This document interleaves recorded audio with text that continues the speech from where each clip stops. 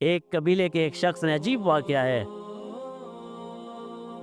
ایک قبیلے کا ایک نوجوان تھا، مالدار تھا، اور مالداروں میں پھر جو بیماریاں آ جاتی ہیں نوجوانوں میں، وہ آج بھی ہمیں نظر آتی ہیں، اس زمانے میں بھی موجود تھی۔ اس کے کسی غلام سے کوئی حرکت ہو گئی اور اس نے اسے مارنا شروع کیا، مارتے مارتے اسے قتل کر دیا۔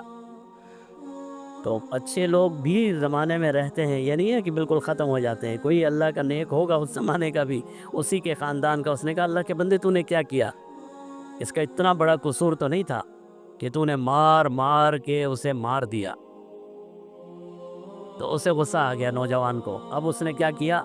اپنا ایک غلام، بعض روایات میں ہے، اللہ بہتر جانتا ہے، روایات ہیں، بعض قصے اور تاریخ کی کتاب میں ہے، اپنا سب سے قیمتی اور سب سے اعلیٰ درجے کا غلام لیا اور اسے باندھا، اور باندھنے کے بعد وہاں کچرے میں